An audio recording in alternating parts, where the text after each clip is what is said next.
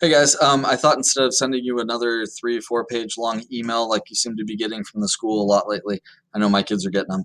I thought I'd share a quick video and just discuss how I'm going to grade you on the speaking assignments that are coming up. I want you to understand what the goal is, what the target is. Now, remember, we're preparing for the Apple exam, which is a proficiency exam. Okay, this is not content knowledge. This is not I memorized 100 vocab words. This is interpersonal speaking. It's one person to another communicating meaning. Did I understand what you were saying?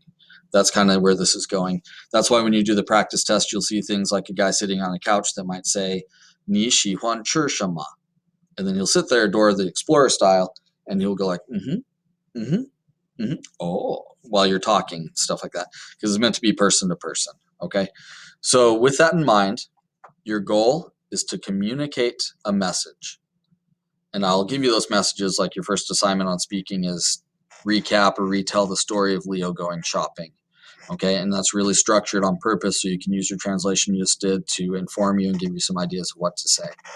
Now, you're going to be graded on a scale of 0 to 4. And let's look at the rubric, which is just a document that shows how you're going to be graded. I'll share it with you. If you get a 4, you complete the task without difficulty. That means that you're able to make it through. Maybe there's a few errors. Maybe there's a few mistakes. You put a couple of sures in where you shouldn't have put a sure. You paused mid-sentence a couple of times and had to think. That can happen if it's minimal. There's not much there. Okay, not much at all. And it doesn't look like it was hard for you to do. Now, that doesn't mean that you 100% just smoothly flew right through it, but it didn't look like it hurt either, okay? And then me as listener, I don't have to guess what you're saying, and I don't have to ask you a follow-up question, be like, did you mean this vocab word? That doesn't happen, that's a 4. Okay, now a 3, you completed the task.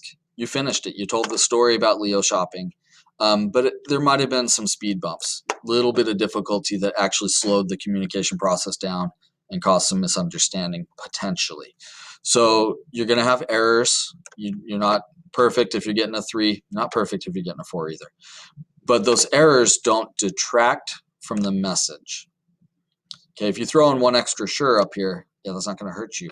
If you're throwing in a sure every time or showing consistent STPVO type errors, well, that may become distracting. And at that point, that kind of gets into the 3 zone instead of 4. I didn't need to guess at all. But if you were here with me in person, I might have had you back up and repeat a sentence, or I might have had to ask a clarifying question like, you mean Chunshan? Did you mean Hongse? That kind of stuff. A 2 out of 4, you're still completing the task. I still understand the story that you're telling me, but it looks difficult for you and it was difficult for me. Okay, so this means you're going to have errors, and the errors are actually going to get in the way of understanding. Up here, we talk about a 3, the errors are just distracting, but here the error is actually preventing me from understanding what you're saying. Okay, so an example of this one, I talked to a student for another Chinese class that was doing a verbal today, and she had to call on the phone as Leo, and she was asking if Chang Lao Shi was there and trying to schedule an appointment to talk and ask questions, right? So the question was, hello, is Chang Lao Shi there? And then Chang Lao Shi says, yes, this is Chang Lao Shi. Who is this? Who are you? And so it went like this. Chang Lao Shi zai ma? She was supposed to say, 我就是，你是哪位? But she said, 我就是你是哪位?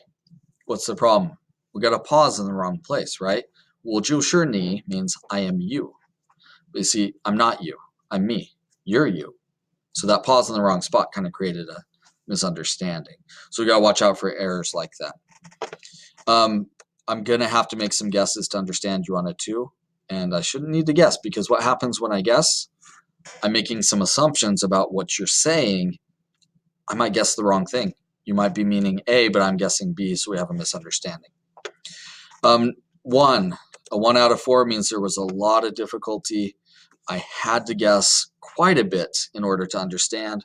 There were a lot of errors. You're saying the wrong word, or your pronunciation is really far off and I'm not getting the words you're saying, to the point that it's like I'm feeling bad for you and the challenge you have, and I'm focusing on that instead of focusing on the story that you're telling me. Okay. 0, I think you guys understand that. So good luck.